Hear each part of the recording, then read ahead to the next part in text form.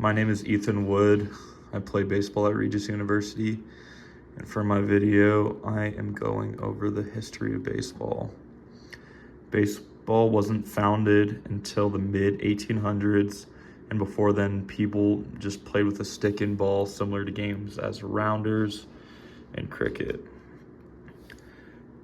The European immigrants brought baseball over to America, and in 1846, the first official baseball game was played in New Jersey.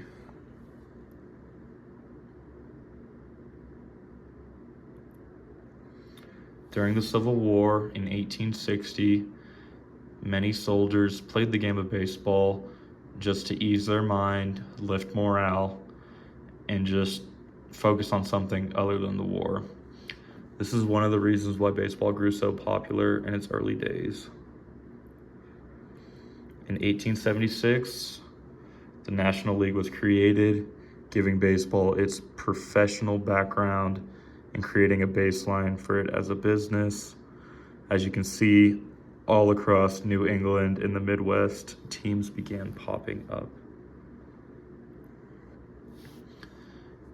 In the 1900s to 1920s, baseball was in its dead ball era, where the game was dominated by pitching, and players such as Ty Cobb in the photo had to resort to small ball tactics such as bunting and slap hitting just to score runs. That all changed in 1920 when Babe Ruth appeared on the scene. Babe Ruth was a power hitter and was able to hit more home runs than anybody before him. He revolutionized the game by creating a more offensive heavy game. Between the 1920s and the 1940s, the USA still had heavy segregation laws, and so African Americans were not allowed to play in the MLB. This forced them to create their own Negro leagues, where many great players played, but they couldn't play professionally. That all changed in 1946 or 1947 when Jackie Robinson appeared on the scene playing with the Dodgers, wearing the number 42. He revolutionized the game by breaking the color barrier and becoming the first African American to play in the MLB. During the 1950s and the 1960s was the golden age of baseball, and players such as Mickey Mantle and Hank Aaron had amazing careers. This is around the time period when baseball became super popular, and it was becoming known as Americans' favorite pastime. The MLB expanded into two leagues, the NL and the AL, National League and American League, in 1969 to 1970, when they expanded all across the nation from the East Coast to the West Coast. This set up the future playoff system for baseball. Kurt Flood, began pushing for player rights, as once they signed with a team previously, they cannot negotiate their salary or negotiate contracts with other teams.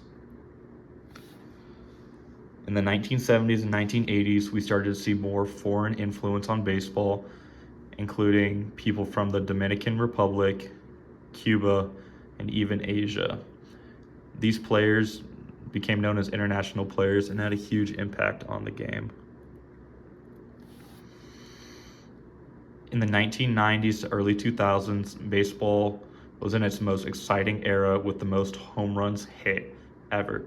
This was due, however, to steroids, which were unregulated in the MLB, and this era became known as the steroid era. Barry Bonds, who participated in the steroid era, has the most home runs ever hit with 756. However, there is an asterisk next to that number because, of course, he did participate in the steroid era, and he was later found in court to have used steroids when playing. In the 2010s, baseball became revolutionized with technology and analytics. This paved the way the game is played, from lineups being created to shifts on certain players because they know what percent the time they're going to hit the ball and wear to the field. The World Baseball Classic appeared in the 2000s, and it's had a huge international impact on the game of baseball, making it vastly more popular, especially in Asia, Japan, the Dominican Republic, and Cuba. In 2020, this was the COVID era where many players faced challenges of playing in empty stands due to lack of crowd noise and just no motivation. So they ended up filling stands with cardboard cutouts of fans to help give the players a sense of feel like they were in a packed stadium. New rule changes have arrived with the pitch clock starting after 2020. And some people like it, some people don't, because it speeds up the game, taking most games from 3.5 to 4 hours all the way down to about 2 hours. Now, baseball is known as America's favorite pastime, and the great game that we all, or not all, but a lot of us grew up watching, has continued to slowly decline in popularity. Thank you for watching, and as for what's next for baseball, I'm not completely sure. I hope there's something to change the game, to bring back the popularity, and just to increase viewership so more people can watch the game I love. Thank you.